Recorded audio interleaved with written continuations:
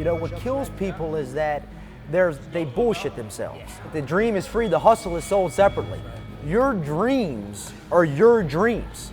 There are a lot of people that they could go out and do whatever they wanted to do. What's stopping them from doing it is themselves. Today, we have the honor of meeting and working out with Danny Farrar, founder and CEO of Soldier Fit, a growing gym franchise that combines basic training techniques from the United States military with functional fitness training and mixed martial arts. And while Farrar's 9 years of active military service, including a combat tour in Iraq, provided the basis for his unique approach to fitness, it's been the challenges he faced at home that truly shaped his drive towards entrepreneurship. When I was growing up, I used to have this one nightmare. I would wake up just absolutely just petrified, down into like this cave, and there'd be like literally hundreds of munchkins, and I was way bigger than they were.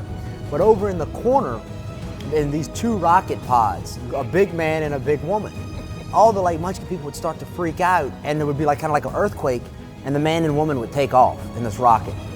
I had that dream once a month until 6th grade when my mother told me that I was adopted. When she told me I was adopted, I never had it again. You know, when I was adopted, I wanted to grow up, I wanted to draw comics. I've always kind of been an idea guy, jump all over the place. But growing up, I was kind of isolated. My last name was Farrar, my family's name was Robertson, and my mother used to tell me that they didn't give me the Robertson name because I didn't want people to link you in with all the bad past from everyone else. So all my brothers and my sister, they were into drugs. They got arrested, armed robbery, ran away from home, the whole 9 yards. Education wasn't supported, so I really didn't do much in school, so I graduated 146 out of 147. And I remember so many people telling me that, man, and I'm sure y'all have heard it, high school is the best time of your life. And I'm like, I tell people now when I go to speak to kids, I'm like, I don't care what anyone tells you. Your parents can hate me if they want to, but if high school is the best time of your life, you failed life. Like, how can it be the best time of your life? You're not in charge. But at that point in time, I was overweight. Wasn't athletic. I had crap for grades. I wasn't gonna go to any college, so I went into the Army. My adopted mother passed away when I was in airborne school after her third bout of cancer. And right, wrong, or indifferent, she was the kind of glue that held the family together. 6 months later, my brother committed suicide. And I went to his funeral, and that was it for me. I never went back home. In similar ways, right? You're out here with 3,000 members and you're changing lives with the 8 gyms and growing, right? The way I look at it is I built a company, from 2004 to 2016, and I changed some people's lives and people who work for me, but what did I really accomplish, right? So that's why I wanted to do this, right? Come have you inspire people. I can go out and give my story, which is the American dream, right? Had nothing, started a business, bootstrapped it and sold it for a lot of money. But I was like, I could tell that story once and it's good, but I want to tell your story. I want people to hear you so we can go out and affect and touch lives, right? Your story's, it's amazing. I want to go back to something we talked about earlier.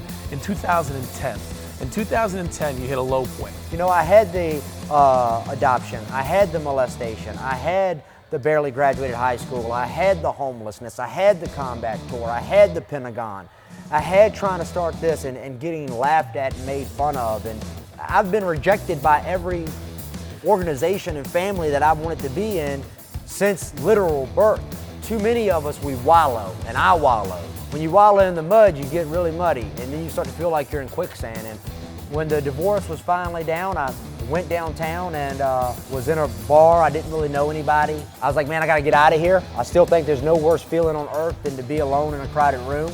And so I went home, started taking pain pills for my back, and in a perfect storm of depression and depressants, I wrote my suicide note, tied a knot in my sheets, and made a jump for it.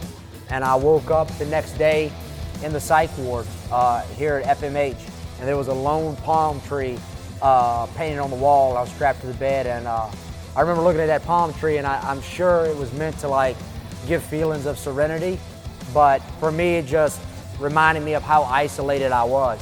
If I wasted 30 years of my life telling myself I was stupid, I now own one of the fastest growing boot camp companies in America. Danny Farrar has led a life that reads like the fiction of Charles Dickens. Abandonment, adoption, abuse, war and heroism, a suicide attempt. But in the end, this is a story about achievement, about overcoming every obstacle imaginable and coming out the other side a successful business owner and a truly inspiring person. Leave it all on the field.